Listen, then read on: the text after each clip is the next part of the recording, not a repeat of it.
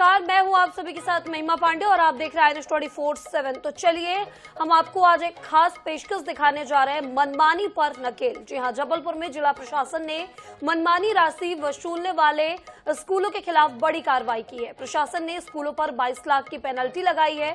साथ ही स्कूल प्रबंधन से जुड़े 51 लोगों के खिलाफ प्राथमिकी भी दर्ज कराई है। इन सब पर देखिए INS की एक खास रिपोर्ट। निजी स्कूलों पर बड़ी कार्रवाई, 22 लाख की लगाई पेनल्टी, अभिभावकों को लौटाए 81.30 करोड़ रुपए। जबलपुर में 51 पर FIR, कई अरेस्ट। अभिभावकों से मनमानी राशि वसूलने वाले निजी स्कूलों के खिलाफ जबलपुर में बड़ी कार्रवाई की गई है।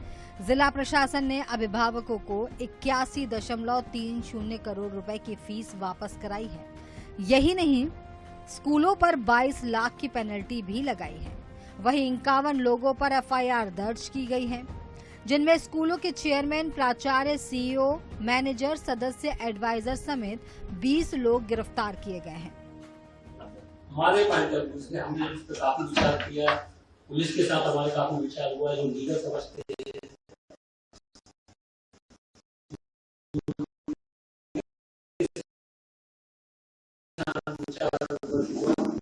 और हम लोगों ने ये माना कि इसमें जो है क्रिमिनल कॉन्फ्रेंस, ये क्रिमिनल इंटेंशन के साथ फिर पाठ्य पुस्तक को स्टेशनरी में भी इसी तरह का आप जरूरत से ज्यादा किताबों को शामिल करते हो बिना किसी वजह के शामिल करते हो, मनमाने तरीके से नई किताबों को शामिल करते हो, कोई एक्सपर्ट की राय नहीं, कोई टीचर की राय नहीं, फर्जी ISB वाली किताबों को आप शामिल करते हो।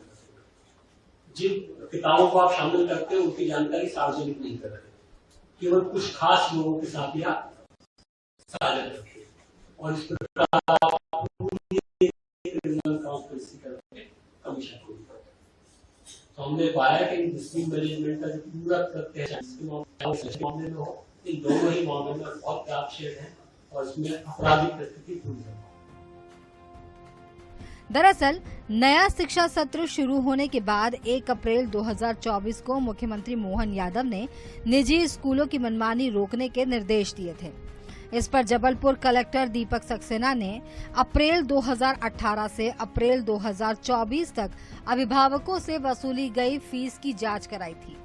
11 स्कूलों की जांच में फीस, बस्ते और ड्रेस में 4 करोड़ से ज्यादा की कमीशनखोरी उजागर हुई है। बस्ते का कुल वजन भी बढ़ा हुआ मिला था। जांच में ये भी सामने आया है कि फर्जी और डुप्लीकेट पुस्तकों, नई किताबों को सिलेबस में शामिल कराकर बस्तों का बोझ बढ़ाया गया। ब्यूरो रिपोर्ट के साथ संजय साहू, INS24/7 जबलपुर।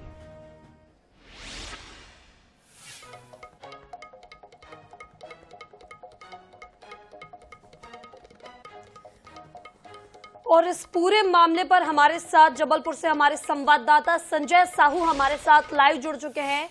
संजय, अब मनमानी पर नकेल कसी जा रही है जबलपुर में और जो भी स्कूल संचालक द्वारा मनमानी जा रही थी, अब उन पर कार्रवाई हो रही है। सबसे पहले पूरा मामला आपसे जानना चाहूंगी संजय। जी बिल्कुल, बात करें जिस प्रकार से निजी स्कूलों द्वारा मनमानी की जा रही थी और संस्कारदानी नहीं पूरा प्रदेश इससे पीड़ित था, वहां के अभिभावक पीड़ित थे, बच्चे भी पीड़ित हो रहे थे, उसको लेके जिस प्रकार से राज्य शासन द्वारा जो निर्देश जारी हुए थे उस पर कलेक्टर दीपक सक्सेना की जिला प्रशासन की एक टीम बनाई गई थी। उस टीम ने जांच की थी। सबसे पहले जो जांच सामने आई है उसमें बहुत व्यापक गड़बड़ियां आई थी। उसी के साथ उन्होंने एक जनसुनवाई भी सामने आए थे और स्कूल संचालकों को सामने बिठाया था कि भाई आप बताएं क्या क्या आपके साथ हुआ है। तो अभिभावकों ने जो शिकायतें दर्ज की थी उसको लेके कलेक्टर द्वारा ये कार्रवाई की गई और ये बड़ी कार्रवाई जो है जबलपुर में मानी जा रही। खासतौर से हम बात करें तो 11 स्कूलों के संचालकों के खिलाफ ये कार्रवाई की गई, जिसमें 51 लोगों पर मामला दर्ज हुए और अभी तक 21 लोगों को अरेस्ट कर लिया गया है। ये बड़ी कार्रवाई जो है अभी तक कभी नहीं हुई, इतिहास की पहली ऐसी कार्रवाई है जो निजी संचालकों के खिलाफ हुई है और कह सकते हैं कि आगामी भविष्य में इस पर और भी कार्रवाई जो है वो आगे बढ़ सकती है। तो लेकिन जो मामला सामने आया है उसमें 2018 से अब तक का 240 करोड़ रुपए का व्यापक घोटाला होने की बात की गई है। अतिरिक्त फीस ली गई है। साथ में अतिरिक्त किताबों की हम बात करें तो 11 स्कूलों ने 1907 किताबें बदली हैं इन 5 सालों में, और 1907 में से 1289 किताब ऐसी हैं जो फर्जी प्रकाशकों की हैं, जिनका IBSN नंबर नहीं है। तो ये तमाम प्रकार की गड़बड़ियां जो हैं वो सामने आई। साथ में जो कलेक्टर ने बताया है कि राज्य शासन ने जो फीस रेगुलेटरी एक्ट जो लगाया है 2018 के बाद, उसमें स्पष्ट है कि अगर आपका 85% ऊपर जाता है तो 5% बढ़ा सकते हैं, 85% रहता है तो कोई फीस नहीं बढ़ा सकते। 5 उसके ऊपर अगर आपको बढ़ाना है तो 10% कलेक्टर की मंजूरी से बढ़ेगा, और 10% से अगर अलग बढ़ाना है तो वो राज्य सरकार की मंजूरी लेना पड़ेगी। लेकिन इन सब नियमों को दरकिनार कर निजी स्कूलों द्वारा अपने मनमाफिक फीस बढ़ाई गई, मनमाफिक तरीके से किताबें बुलवाई गई, बेची गई, और अपने जो दुकानदार हैं उनसे किताबें बिकवाई गई। तो तमाम प्रकार की जो गड़बड़ियां वो सामने आई, और इसी को लेकर कलेक्टर द्वारा ये FIR दर्ज की गई। हालांकि 81.3 करोड़ राशि जो लौटाने की बात की जा रही है, तो उन्होंने अभी तक का जो आकलन किया है कि इतनी फीस जो है इस साल जो ली गई है उसको लौटाया जाए। अब देखना ये होगा कि क्या स्थितियां और बनती हैं, क्या जो 51 लोगों के खिलाफ FIR। सबसे बड़ी बात यह है, 11 निजी स्कूल संचालक तो है, उसमें वो पुस्तक विक्रेता भी शामिल है जिनके मार्फत से ये पुस्तकें बेची गई। साथ में प्रकाशक भी शामिल है जिनके द्वारा ये फर्जी किताबें या डुप्लीकेट किताबें लिखी गई। तो ये तमाम प्रकार के लोग हैं जो एक माफिया चलता था, शिक्षा माफिया, उन पर एक नकेल जो है वो कसने की कोशिश यहाँ पर की गई है। तो इसी को लेकर तमाम चीजें जो है वो सामने आ रही है, और अब बहुत सारी चीजें और उजागर होने की संभावना बताई जा रही है। जी बिल्कुल संजय, जिस तरह से यहाँ पर जो भी निजी स्कूल के मालिक थे, संचालक थे, उनके द्वारा मनमानी चलाई जा रही थी। कई बार पुस्तकें खरीदने के लिए कुछ दुकानों को बाध्य कर दिया जाता है अभिभावकों को कि इसी दुकान से आपको पुस्तकें खरीदनी है, और साथ ही में जो यहाँ पर पुस्तक छापने वाले हैं जिनके IBN नंबर नहीं है, जिस तरह से आपने बताया, उनको फायदा पहुंचाने के लिए निजी स्कूल के जो भी संचालक है वो ऐसा काम करते हैं। अभिभावक इससे परेशान होते हैं। इसमें क्या कुछ पूरा मामला निकलकर सामने आया था? क्या अभिभावकों को बाध्य किया जाता था किसी एक दुकान से पुस्तक लेने के लिए या स्कूल से ही पुस्तक लेने के लिए? क्योंकि ज्यादातर ऐसे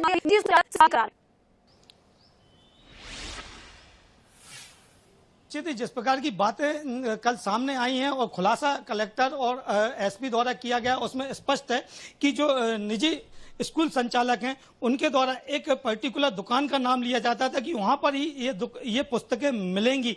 उसके अलावा पूरे शहर में कहीं भी वो पुस्तक नहीं मिलती थी जो पुस्तक उनके द्वारा लिखी जाती थी। कहीं ना कहीं इसमें बड़ा घोटाला सामने आया है, और वो पुस्तक विक्रेता के खिलाफ भी FIR हुई है। खासतौर से हम बात करें जबलपुर के पुस्तक विक्रेता हो तो एक राधिका बुक डिपो है, उसके खिलाफ FIR दर्ज हुई है। चिल्ड्रन बुक डिपो है, उसके खिलाफ FIR दर्ज हुई है। तो ये दोनों ऐसे बुक डिपो थे जहां पर सारे स्कूल संचालक जो थे उनकी मनमानी चलती थी और यहीं से पुस्तकें बेची जाती। हमारे साथ वैसे मौजूद हैं मध्य प्रदेश अभिभावक संघ के अध्यक्ष हेमंत पटेल। हम उनसे चर्चा करेंगे चूंकि उन्होंने इसके लिए जबरदस्त लड़ाई लड़ी है। बिल्कुल हेमंत जी, अगर बात करें, आपने लगातार इस मामले को उठाया और जबरदस्त लड़ाई भी लड़ी है, अब किस प्रकार से लग रहा है? चूंकि मामला जो है कल खुलासा हुआ, 11 स्कूल संचालकों के खिलाफ FIR भी दर्ज हुई। मैं मीडिया के माध्यम से जिला शिक्षा अधिकारी पर भी मामला दर्ज करने की मांग करता हूं, क्योंकि उनकी निजी मिली भगत के बिना इस तरह के घोटाले संभव नहीं थे। और ये जो कलेक्टर हैं इन्होंने आज आकर ये काम किया है। ये जानकारी हमने 2 साल पहले जब कर्मवीर शर्मा कलेक्टर थे तब जिला शिक्षा अधिकारी की शिकायत करी थी, और जॉय सीनियर सेकेंडरी स्कूल जो लगभग 2 करोड़ 45 लाख रुपए की अतिरिक्त फीस जमा करके रख चुका है, और 2 सालों से उन्होंने बिना किसी, सिर्फ 11 स्कूल अगर 81 करोड़ अतिरिक्त फीस ले सकते हैं तो सोचिए जबलपुर शहर में 400 स्कूल चलते हैं, कितना बड़ा शिक्षा माफिया के द्वारा यह घोटाला किया है। और इसमें सिर्फ और सिर्फ निजी प्रकाशक या निजी स्कूल के संचालक दोषी नहीं है, जिला शिक्षा अधिकारी की मिली भगत है। और मैं मीडिया के माध्यम से मांग करता हूं माननीय मुख्यमंत्री जी से कि उन्हें तत्काल प्रभाव से ये नागरिक उपभोक्ता मंच के मनीष शर्मा भी हमारे साथ मौजूद हैं। 2009 से आप लगातार इस मांग को उठा रहे हैं, निजी स्कूल के खिलाफ मांग कर रहे हैं। अब क्या लग रहा है, किस प्रकार देख रहे हैं ये परिदृश्य पूरा? देखिए, जैसे बताया 2009 से लगातार जनहित याचिकाएं हाईकोर्ट में दायर की, तब जाके कानून बना। लेकिन दुर्भाग्य की बात यह है कि अभी तक उस कानून को पूरे तरीके से नहीं किया गया। मेन चीज एक ही है, अगर ये प्रॉपर तरीके से हर साल ऑडिट रिपोर्ट मांग लें, चाहे वो प्रकाशकों की हो, चाहे यूनिफॉर्म वालों की, चाहे स्कूल वालों की, तो ये सारे घोटाले ऑटोमेटिकली उजागर हो जाते। और जब जैसे ही ऑडिट रिपोर्ट आई है उनके पास और उन्होंने उसका जैसे ही पहली ऑडिट रिपोर्ट में उसका सर्वे कराया तो ये घोटाला सामने आ गया।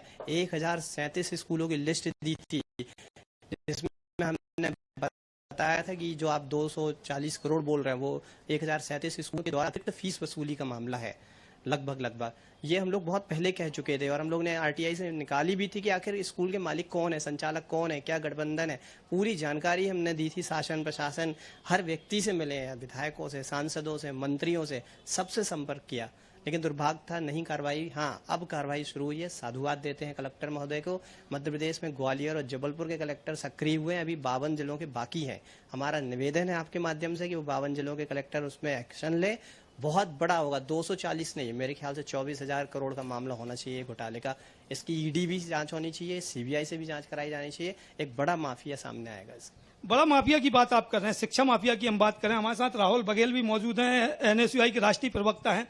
आप लोग भी लगातार इस प्रकार की मांगों को उठाते रहे, क्या लगता है अब जो कार्रवाई हो रही है ये कहां तक जायज है और किस प्रकार की स्थितियां अब आप देख रहे हैं? एनएसयूआई पिछले कई सालों से छात्रों के हित में फीस वृद्धि के खिलाफ लगातार आंदोलन करते आ रही थी। आज जब जबलपुर कलेक्टर के माध्यम से ये सब चीजें उजागर हुई है तो हम इस बात के लिए कलेक्टर साहब का धन्यवाद भी करते हैं, लेकिन धन्यवाद के साथ साथ हम ये चाहते हैं कि कलेक्टर साहब इससे 2 कदम आगे बढ़ के जबलपुर शहर के जितने स्कूल जो छूटे हैंगे, जैसे सिविल लाइन स्थित लेनोड हाई सेकेंडरी स्कूल, कॉन्वेंट गौर वाला कॉन्वेंट स्कूल, रांझी खमरिया में स्कूल हैंगे, प्राइवेट बड़े स्कूल हैंगे, इनको भी जांच के दायरे में लेके आए और जितनी भी बढ़ी हुई फीस है इसको वापस किया जाए और इसकी जांच की जाए तो इसमें हजारों करोड़ों का घोटाला सामने आएगा। लगातार उसको गरीब नहीं, कलेक्टर ने एक बात और कही है। कलेक्टर ये कह रहे हैं कि हमने सारे स्कूलों से आग्रह करते हैं कि वो अपने आप में आकलन करें और सारे लोगों की फीस लौटाएं। नहीं करेंगे। कलेक्टर साहब आग्रह जरूर कर रहे हैं जो बड़े प्राइवेट स्कूल हैं, लेकिन ये सर की बातों को दरकिनार करके ये खुद से जांच के अपनी जांच ना आगे अपनी स्पष्टीकरण भी ना देंगे ना अपनी सफाई देंगे। मैं तो कलेक्टर साहब से ये चाहता हूं कि आप खुद 2 कदम आगे बढ़ के सारे स्कूलों की जांच करिए, धरती खोद के जांच करिए, दीवार खोद के जांच करिए। हजारों अरबों करोड़ों का घोटाला सामने आएगा और अवैध कमाई का जरिया जो स्कूल को बना के रखेंगे, जो गरीबों को लूट के अवैध कमाई का जरिया बना के रखे, ये पूरा वांडाफोड़ होगा और छात्रों को इनकी बढ़ी हुई फीस, जितनी भी इन्होंने फीस वसूली की है, पूरे अभिभावकों को इनकी फीस को माफ किया जाए। तो क्या लगता है हेमंत जी, अगर हम आपकी बात करें, आप भी लगातार इस मांग को उठाते रहे, अभी जो स्थितियां नजर आ रही हैं और 11 स्कूलों के खिलाफ एफआईआर हुई है, क्या और भी जो स्कूल हैं इस दायरे में आ रहे हैं उनसे कलेक्टर ने अपील की है, क्या लगता है इस अपील का कुछ असर होगा क्या? सर, अपील करने से तो कभी कोई फर्क नहीं पड़ेगा और अपील करने से मुझे नहीं लगता कोई निष्कर्ष मिलेगा, क्योंकि जो चोर है वो थोड़ी आकर कहेगा मैंने चोरी करी है। और निश्चित तौर पे सर, अगर 11 स्कूल 81 करोड़ है, जैसे हमारे बड़े भाई मनीष जी ने कहा कि 24,000 करोड़ का घोटाला है, तो मध्य प्रदेश शासन उच्च स्तर पर जिन स्कूलों ने बिना परमिशन के फीस बढ़ाई है, अगर सिर्फ उनका ही डिटेल में मध्य प्रदेश की बात कर रहे हैं, मेरे ख्याल से जबलपुर संभाग में ही 2400 करोड़ क्रॉस कर जाएगा। और निश्चित तौर पर ये जो घोटाला है वो बहुत बड़ा है और इसमें सरकारी तंत्र भी शामिल है। अगर निजी प्रकाशकों पर और निजी स्कूलों पर कार्रवाई की जा सकती है तो सरकारी तंत्र को ऐसा कौन सा विशेष मेडल मिला हुआ कि उनके ऊपर प्रशासन कार्रवाई नहीं कर रहा है? सरकारी तंत्र की बात की जा रही कि सरकारी तंत्र भी शामिल है। अभिभावकों की हम बात करें तो कितना बोझ जो है अभिभावकों पर पड़ता, तो अब क्या रिलैक्स उनको मिलेगा? स्वाभाविक है, अगर 10% तक फीस बढ़ती है तो काफी ठीक है और 4,000 5,000 वाले हैं तो वो एक साल एकदम उसके 400-500 रुपए बढ़ते थे, अब वो कम बढ़ेंगे, एकदम वो 1,500 2,000 बढ़ाते थे। यानी अगर हम टोटल साल भर का हमने एक बार कैलकुलेशन करके कलेक्टर को दिया था तो एक परिवार में, मध्यम वर्ग के परिवार पे लगभग 70,000 रुपए का एक्स्ट्रा बर्डन आ रहा था, जो गवर्नमेंट के स्कूल के कंपेरिजन में निजी में ज्यादा लगा। तो डेफिनेटली 35 से 40,000 की बचत तो होगी इसमें और काफी रिलैक्स मिलेगा अभिभावकों के ऊपर। अभी कलेक्टर की हम बात करें, कलेक्टर ने जिस प्रकार से कार्रवाई की है तो क्या इससे आप संतुष्ट नजर आते हैं या आगे और कोई भी कार्रवाई करने की बात करते हैं? देखिए, 11 स्कूल जबलपुर में बहुत कम पे कार्रवाई हुई है। मेरे ख्याल से यहाँ जो निजी स्कूल है 250 से ज्यादा है और जो बड़े स्कूल है जिनका नाम है 250 से ज्यादा है। अभी 21,000 छात्रों की बात हुई थी, 2 लाख के आसपास संख्या इनकी, यानी अभी लगभग 10% कार्रवाई हुई है। तो हम चाहेंगे कि लगभग 70-80% तो कार्रवाई हो इस सेशन में, जिसमें अगली बार उसको अचीवमेंट 100% हो सके। कलेक्टर ये कह रहे हैं हम सारे स्कूलों को ना तो बंद कर सकते हैं ना हम उन पर कार्रवाई एक साथ कर सकते हैं, चूंकि उससे बच्चों पर इफेक्ट पड़ेगा। कितना सही मानते हैं इसको? देखिए, जो एक्ट बनाया गया है निजी स्कूलों के फीस का विनियमन एवं संचालन का, उसमें बंद करने का तो प्रावधान दिया नहीं है, केवल जुर्माने की कार्रवाई की बात की गई है। और ये जो अभी कार्रवाइयां हुई हैं, ये आईपीसी की धाराओं के तहत हुई, 420 और 417 यानी कूट रचित दस्तावेज और फ्रॉड के मामले में हुई है। तो उसमें इसमें भी कहीं स्कूल बंद करने की तो कोई गुंजाइश है नहीं, और मेरे ख्याल से स्कूल बंद करना नहीं चाहिए, इनको केवल रेगुलेट करना चाहिए। स्कूल रेगुलेट करने की बात की जाए, कलेक्टर की बात करें, कल जिस प्रकार से कार्रवाई हुई 11 स्कूल संचालकों पर बात हुई है, तो क्या लगता है कि अब क्या स्थितियां नजर आएंगी? देखिए, स्थिति तो कार्रवाई के बाद धीरे धीरे नजर आएंगी, लेकिन हमारा भी कलेक्टर साहब से और पूरा विनम्र निवेदन है कि शहर के पूरे जितने नामी गिरामी स्कूल हैं, ये स्कूल की आड़ में जो अपना बिजनेस चला रहे हैं, इन सब की जांच हो, उनकी फीस जितनी भी बड़ी है, उनको सीधे 10% पे लाया जाए और अभिभावकों को राहत दी। मैंने भी अभी, हम लोग भी सॉरी से बात है, स्टूडेंट पॉलिसी से जुड़े हैं, सामाजिक लोगों से जुड़े हैं, तो हमारे पास भी एडमिशन के लोग आते हैं। तो मैंने भी अभी एडमिशन कराया था क्राइस्ट स्कूल में। तो मैं आप बताऊं, सिर्फ 2000 रुपए का एडमिशन फॉर्म है, एक कागज का टुकड़ा, 2000 रुपए का एडमिशन फॉर्म में 25,000 रुपए एडमिशन फीस लेते हैं। गरीब अभिभावक अपने बच्चों को कहां से पढ़ाएंगे, जो बच्चे पढ़ ले। ये एक बात सामने आई है, अगर हम बात करें, मनीष जी आपसे बात करना चाहेंगे, एक बात जो सामने आ रही है कि अभी जो स्कूलों में कार्रवाई हुई, सेंट एलाइसिस है, क्राइस्ट चर्च है, ज्ञान गंगा, ये बड़े बड़े स्कूल, इनके नाम हुआ करते हैं और बड़ा नाम है इनका, बड़े ब्रांड है, इस पर हाथ डालना और उस पर कार्रवाई करना, अब क्या लगता है कि जो अन्य स्कूल जो है उस पर कोई असर पड़ेगा क्या इसका? पहले मैं एक खुलासा करना चाहूँगा, बहुत कम लोगों को पता है कि एक मध्य प्रदेश अल्पसंख्यक स्कूल जो होते हैं, उसका एक एक्ट है, अलग से बनाया गया इनके संचालन के लिए। दुर्भाग्य की बात यह है कि जो राइट टू एजुकेशन एक्ट है, वो इस पर लागू नहीं होता है। वो सुप्रीम कोर्ट से भी ये चीज़ डिसाइड हो चुकी है। तो इसका पूरा लाभ मिशनरीज स्कूल उठाते हैं। हमने जो नाम लिए सारे मिशनरीज के हैं। तो मिशनरीज को, स्कूलों को रेगुलेट करने के लिए इनको वो जो एक्ट बनाया हुआ है, जो अल्पसंख्यक स्कूल है, या तो उसको निरस्त करें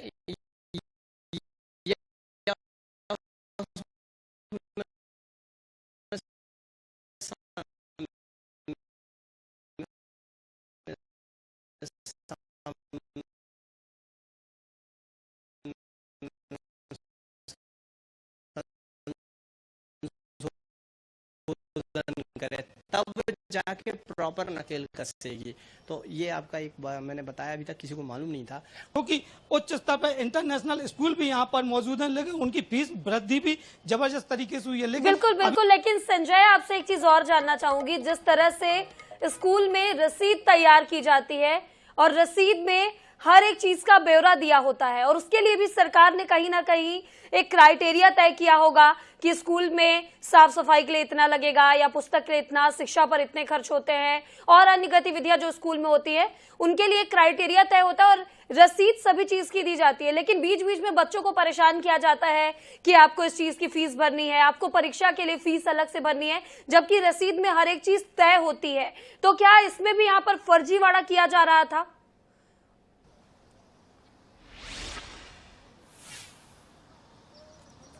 निश्चित ही इसका जवाब हम अभिभावक संघ के अध्यक्ष जो हैं हेमंत पटेल, उनसे लेंगे।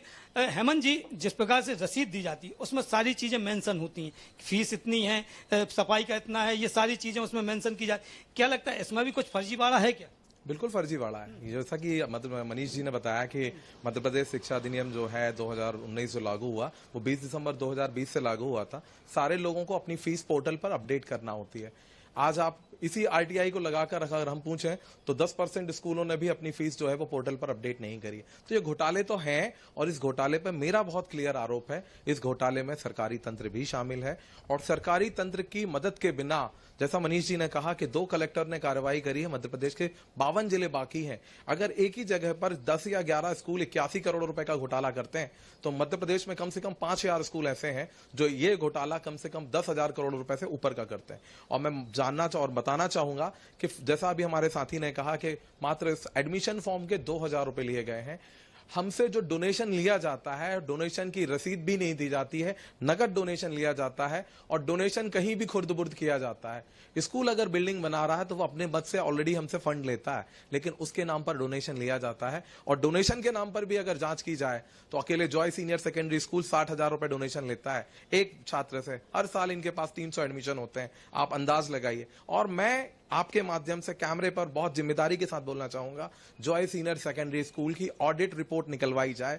इसमें जॉय सीनियर सेकेंडरी स्कूल ने फर्म एंड सोसाइटी ऑफिस के साथ मिली भगत कर ऑडिट रिपोर्ट को भी गलत पेश किया है शिक्षा विभाग के माध्यम पर, जिसके लिए मैंने अनेक शिकायतें जबलपुर कलेक्टर से करी, जबलपुर जिला शिक्षा अधिकारी से करी, और मेरे पास साक्ष्य हैं। जो दस्तावेज वो जबलपुर शिक्षा अधिकारी को ऑन रिकॉर्ड अगर किसी तारीख पे देते हैं तो वो दूसरी तारीख पर वो रिकॉर्ड वहां पर है ही नहीं। संजय एक चीज इनसे और पूछेगा कि ऑडिट रिपोर्ट की ये बात कर रहे हैं, जब ऑडिट रिपोर्ट तैयार की जाती है, ऑडिट रिपोर्ट दी जाती है, जब जमा की जाती है तो जिला शिक्षा अधिकारी के यहाँ वो चेक होती है और सारा कुछ ऑडिट रिपोर्ट में देखा जाता है। चार्टर्ड अकाउंटेंट उसमें एक एक पैसे का ब्यौरा तय करते हैं, यहाँ तक कि 1% का भी उसमें कोई गड़बड़ी आता है तो दोबारा से चार्टर्ड अकाउंटेंट उस 1% की गड़बड़ी को भी सुधारने में लग जाते हैं। तो आखिर कैसे ऑडिट रिपोर्ट में इतनी बड़ी गड़बड़ियां हो रही है? क्या प्रशासन चुपचाप बैठा है, ठप बैठा है? ऑडिट रिपोर्ट में भी इतनी बड़ी गड़बड़ियां?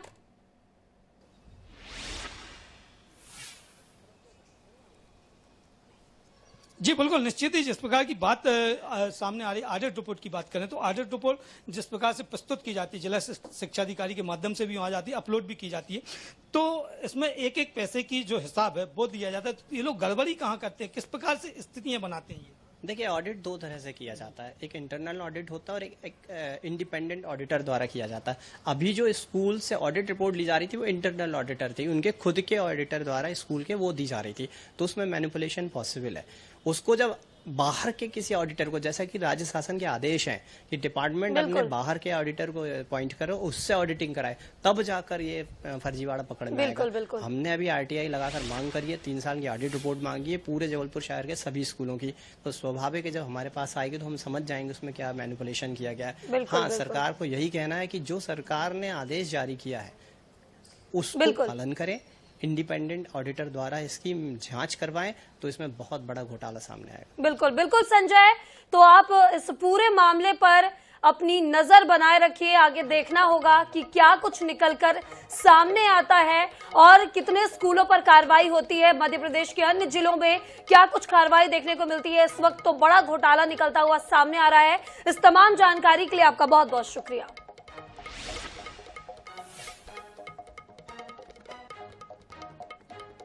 तो मनमानी पर अब नकेल कसना शुरू हो चुका है। आपको बता दें, जबलपुर में सबसे पहले नकेल कसी गई है। प्रबंधन से जुड़े 51 लोगों पर एफआईआर दर्ज की गई है। जिला प्रशासन ने बड़ी कार्रवाई यहां पर की है।